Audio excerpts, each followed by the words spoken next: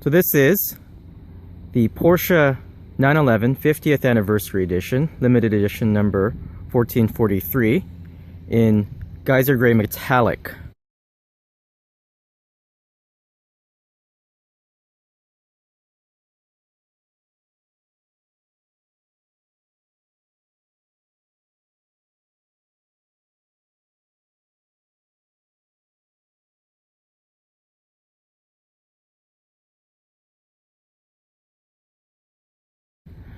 I'll just do a quick walk around again.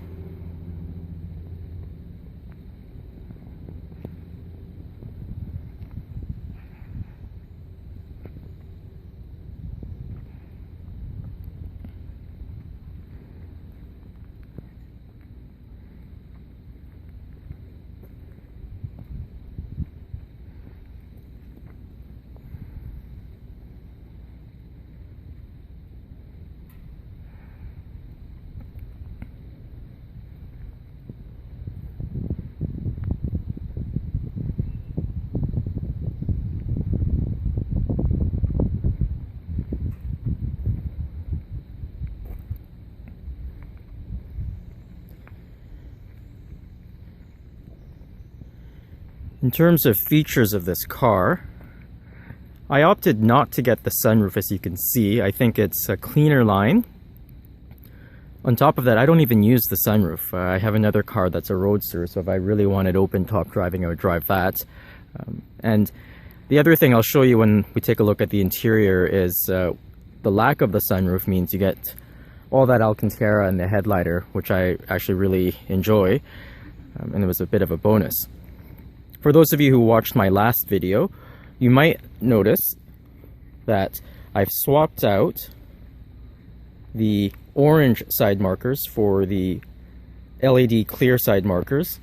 I think it does change the look of the car significantly. The orange stood out quite a bit, and this is again a cleaner look. In my car, I opted to get the LED headlights.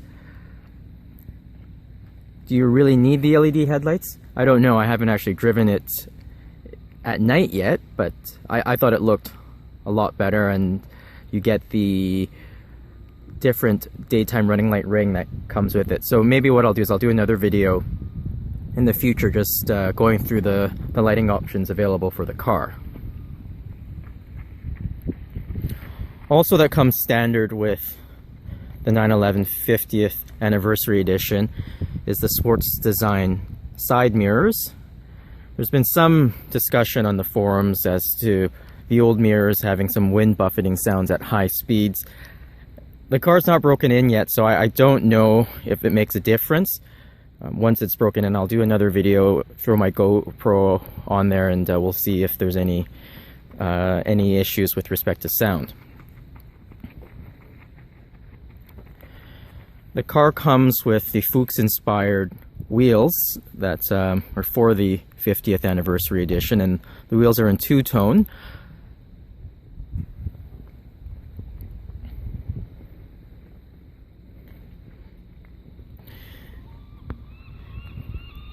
One thing you'll notice about the 50th Anniversary Edition is it comes in the wide body of the Carrera 4 or the Carrera 4S, but it's still a rear-wheel drive car. So if you note from the Carrera 4 and 4S, this portion here is a light bar, but they've made it a chrome bar that comes across, and the grille at the back is also chrome in the 50th Anniversary Edition. Now, normally I'm not a big fan of chrome, but I think they've actually done it quite tastefully in the 50th Anniversary Edition, so I'm quite happy with it myself.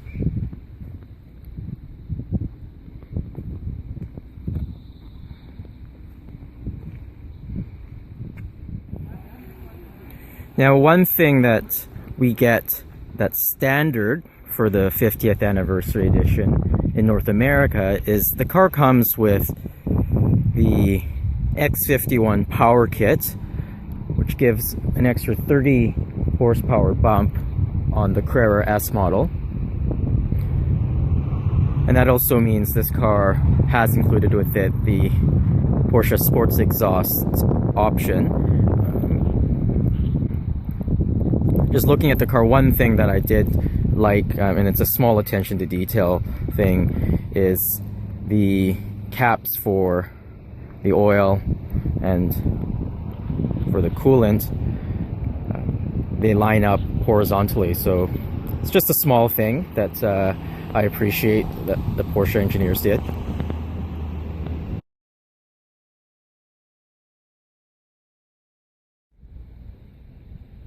So let's take a look at the inside of the car. The first thing you're going to note when we walk up to the door is the door sill comes with the 91150 logo. I've opted for an interior that has the black and silver houndstooth with black leather. Now, with the cloth seats here, I don't know if you can really tell in the video, but the material actually feels to be quite durable. And it actually feels pretty nice too. So I think over time, and I'm hoping over time, it's going to hold up pretty well.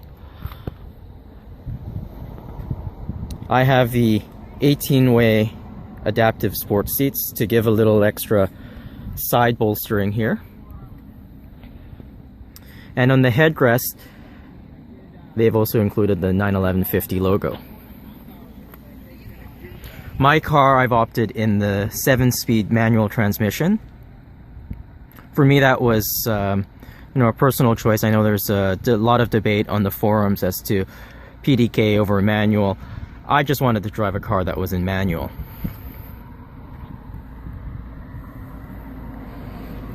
And as I mentioned earlier, because there's no sunroof, all of this here is in the Alcantara lining. You'll have to excuse the sun visor. I have to take those stickers off when I get a chance later today. I also pointed out in my last video that I opted to install leather floor mats that I obtained from exotichair.ca. I think it adds a nice touch to the car. Apologies if you can see it's a little bit dirty because I've been driving in it today.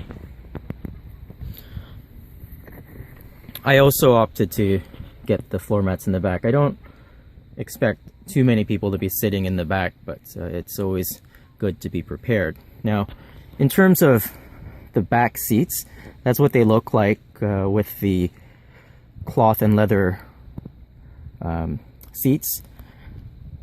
I've sat in the back seats just a little bit to test it out. Now, I'm not a bigger guy, and even for me, it's not the most comfortable place in the back. Maybe if you were going for a very short trip, but I think you run into an issue with respect to both headroom, and it's a little bit tight for the body as well.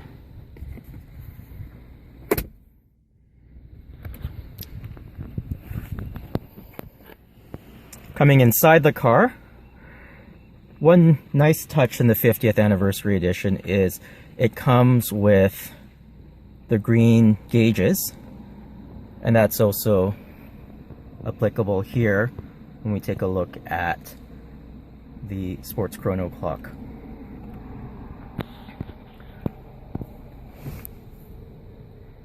Inside the Porsche, everything, if you can see, it's a lot of buttons everywhere, and there's a trend with a lot of cars now going towards touchscreens, virtual buttons and whatnot.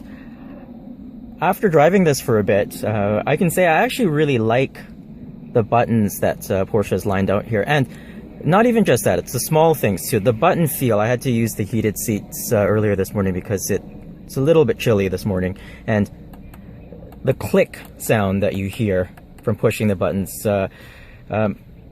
it's just one of those things. It sounds nice and it feels nice. So the analog nature of the buttons was a nice touch that I wasn't expecting, really.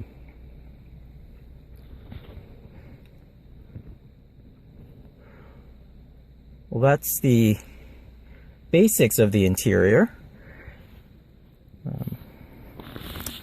Oh, and with the 91150, of course, it comes with the sports design steering wheel.